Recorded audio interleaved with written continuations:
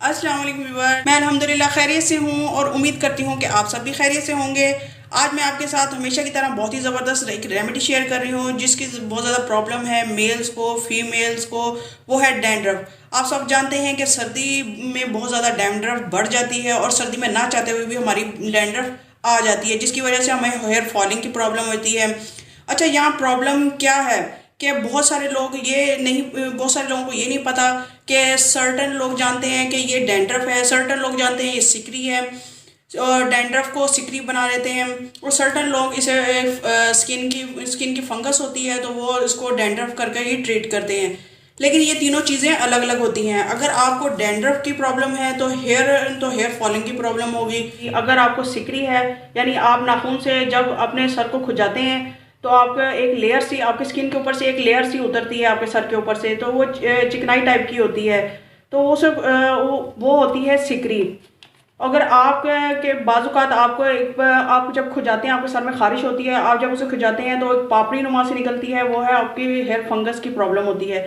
तो ये तीनों चीज़ें एक अलग अलग चीज़ें हैं। तो आज मैं आपको एक ऐसा हेयर ऑयल बनाकर दिखाने वाली हूँ जिससे ये तमाम प्रॉब्लम्स ख़त्म हो जाएगी। बाद लोगों को बिल्कुल भी पता नहीं होता कि फंगस क्या है, सिकरी क्या है और डैंड्रफ क्या है। तो ये जो मैं आज आपको हेयर ऑयल बनाना सिखा रही हूँ ये आपकी तीनों प्रॉब्लम को इंशाल्लाह ताला सॉल्व करेगा। तो इसके लिए मैं ले रही हूँ 1 कप ले रही हूँ कोकोनट ऑयल। आप इसकी जगह तिल का तेल भी ले सकते हैं, कोकोनट ऑयल भी ले सकते हैं, जो भी आपके पास अवेलेबल हो। सेकंड पे मैं ले रही हूँ नीम। नीम आप सब जानते हैं कि हमारी हेयर के लिए कितना बेनिफिशियल होता है। ये एंटी डैंड्रफ होता है, एंटी फंगल होता है, जो हमारी स्किन की तमाम प्रॉब्लम्स को दूर करता है। थर्ड पे मैं ये यूज़ कर रही हूँ, आप देख रहे हैं ये ब्लैक सा, ये है लौंग। मैंने लिए हैं, इसको हल्का सा मैंने रोस्ट किया। रोस्ट करने के बाद मैंने इसका पाउडर बना लिया है और ये मैंने 23 लौंग लिए हैं। और फिर मैंने लिए हैं गार्लिक। ये है गार्लिक, इसको मैंने चॉप करके रख लिया है। ये मैंने 5 से 6 जो लिए हैं। अगर आपके पास चाइना का गार्लिक है, लहसन है, तो आप उसके 5 से 6 जो लें। अगर आपके पास छोटा यानी देसी लहसन है तो आप 7 से 8 लहसन के जो ले सकते हैं। सबसे पहले मैंने लोहे की कढ़ाई ली है। ये मैंने ऑयल डालूंगी, मैं 1 कप ऑयल इसमें ऐड कर दूंगी। हल्की फ्लेम में चूल्हा जलाया हुआ है, बिल्कुल हल्की फ्लेम में।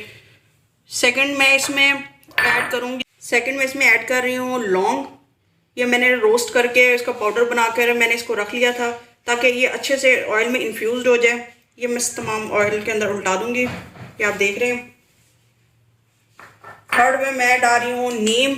नीम आप सब जानते हैं कि एंटी फंगल होती है, एंटी बैक्टीरियल होती है, जो कि हमारी स्कैल्प के लिए कितनी बेनिफिशियल होती है, हमारी स्कैल्प की तमाम प्रॉब्लम्स को दूर करती है। तो मैं अब ये तमाम नीम के पत्ते डाल दूंगी।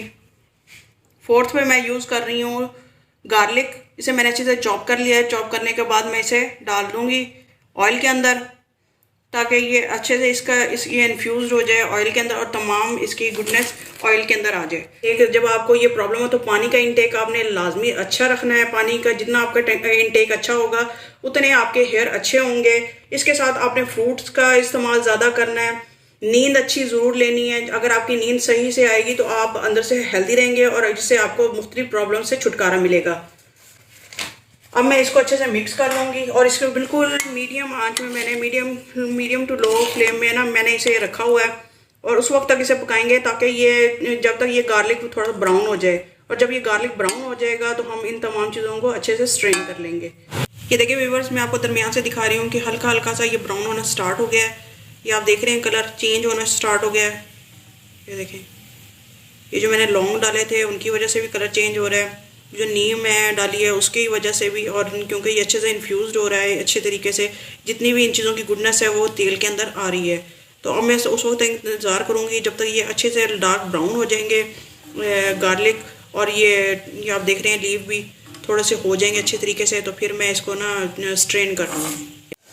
ये देखें व्यूवर्स, ये अच्छे से ब्राउन हो गया है। ये कम से कम 15 से 20 मिनट इसने आराम से लिए हैं। बिल्कुल लो फ्लेम में मैंने इसको पकाया है। आप देख रहे हैं कि भी ये तमाम चीज़ें अच्छे से इन्फ्यूज़ हो गई हैं इस ऑयल में। तमाम चीज़ों की अच्छे से गुडनेस आ गई, आप देख रहे हैं लीव। तो अब हम उस वक्त तक वेट करेंगे ये अच्छे से ठंडा हो जाए और फिर हम इसे किसी भी बॉटल में डाल लेंगे। ये देखिए व्यूवर्स, ये है हमारे ऑयल का फाइनल लुक। ये बिल्कुल गोल्डन सा नज़र आ रहा है, लेकिन इसमें डालने के बाद आपको ब्लैक नज़र आ रहा हो क्योंकि इसमें मैंने जो ऐड किया था लौंग का पाउडर, इस वजह से ये ब्लैक क्योंकि इसके नीचे ये पाउडर आपको नज़र आ रहा होगा। क्योंकि ये बहुत बारीक पाउडर है।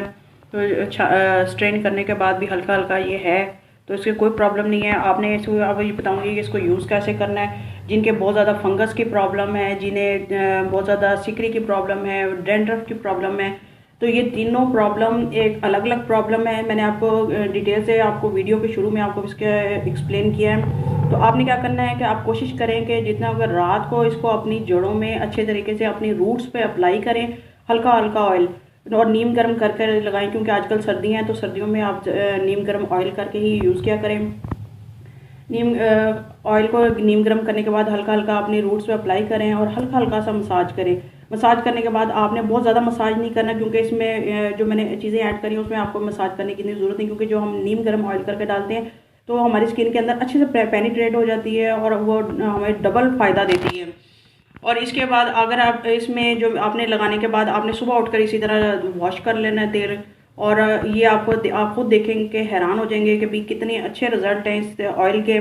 जो जिन लोगों के जाते जाते एक बात और बताती जाऊँ कि जिन लोगों के बाल डाई किए हुए हैं तो वो लोहे की कढ़ाई में बिल्कुल भी ना बनाएं। उनके पास जो भी बर्तन घर में अवेलेबल हो जो बिल्कुल ख़राब हो, आप वो ऑयल बनाने के लिए रख लें।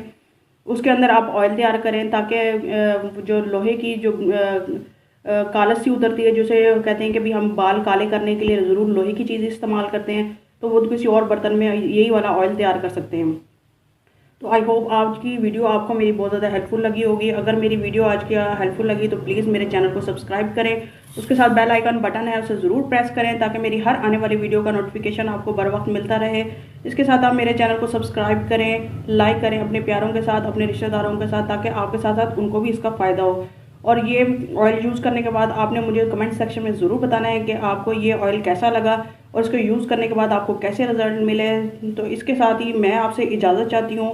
फ़ी अमान अल्लाह।